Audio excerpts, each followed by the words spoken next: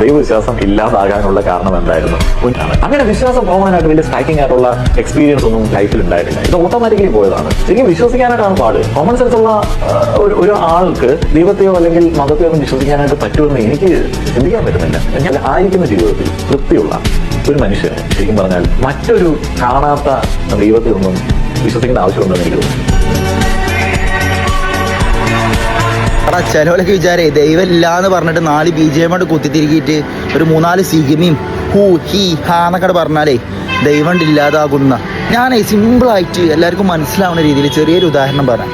ഒരു ഭൂമിയുടെ 3/4 ഭാഗവും വെള്ളമല്ലേ, അതിൻ്റെ ഒരു ബാക്കിയുള്ളൊരു 1/4 ഭാഗം മാത്രമേ ഉള്ളൂ കര. ആ കരയിൽ തന്നെ മനുഷ്യന് എത്തിപ്പെടാൻ കഴിയാത്ത ഒരുപാട് മലകളും കുന്നുകളും തായ്വരകളും കൂറ്റൻ കാടുകളുമുണ്ട്. ഈ ഒരു ജീവിത ആയുസ്സിൽ മനുഷ്യന് എത്തിപ്പിടിക്കാൻ കഴിയാത്ത, മനുഷ്യൻ ഒരിക്കൽ പോലും നേരിട്ട് കാണാത്ത, തുച്ഛം വരുന്ന 1/4 ഭാഗം പോലും കാണാൻ കഴിയാത്ത മനുഷ്യനാണോ ഈ പ്രപഞ്ചത്തെ മുഴുവൻ സൃഷ്ടിച്ച ദൈവമില്ല എന്ന് പറയുന്നത്? കാരണം നീ വായു കണ്ടിട്ടുണ്ടോ? വായു കാണാൻ പറ്റുന്നില്ല, പക്ഷേ വായുവാണ് ജീവനെ നിലനിർത്തുന്നത്.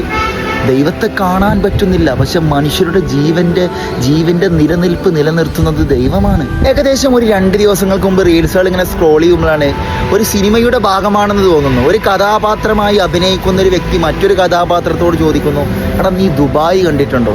അപ്പോൾ അയാൾ പറയാണ് ഇല്ല. അപ്പോൾ ഇയാൾ തിരിച്ചു ചോദിച്ചാണ്, അപ്പോൾ അതിൻ്റെ അർത്ഥം ദുബായ് ഇല്ല എന്നാണോ?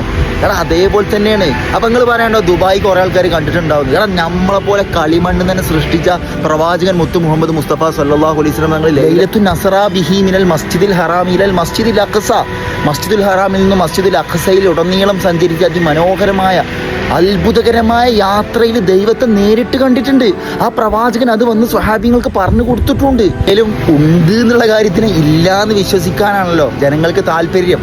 അതാണല്ലോ വിപ്ലവം.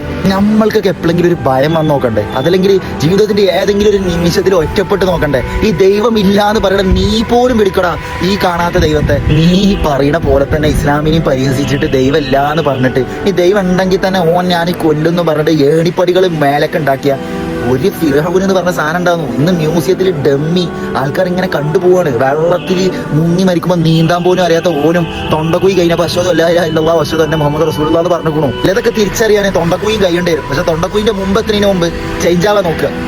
പബ്ലിസിറ്റിക്കും അല്ലെങ്കിൽ 2 മൈക്ക് മുമ്പിൽ വരുമ്പോൾ എന്തെങ്കിലും വിളിച്ചു പറയില്ല, സത്യങ്ങളായിട്ട് തിരിച്ചറിയാം. പിന്നെ ഞാൻ ഈ പറയുന്നത് മുഴുവട്ടോ ഇസ്ലാം മത വിശ്വാസക്കാരോട് മാത്രമാണ്. മറ്റുള്ള മതക്കാരുടെ അവരുടെ ദൈവങ്ങളെയോ അതല്ലെങ്കിൽ അവരുടെ ആചാരങ്ങളെയോ ലക്കും ദീനിക്കും വലിയ ദീൻ. നിങ്ങൾക്ക് നിങ്ങളുടെ മതം, എനിക്ക് എൻ്റെ മതം. പ്രവാചകന്റെ വാക്കാണ്, പരിശുദ്ധമായ ഖുർആനിന്റെ വാക്കാണ്. അപ്പോൾ ഇസ്ലാമിലുള്ളവർ തന്നെ ഇസ്ലാമിനെ എതിർക്കുമ്പോൾ അവരോടാണ് ഞാൻ ഈ സംസാരിക്കുന്നത്.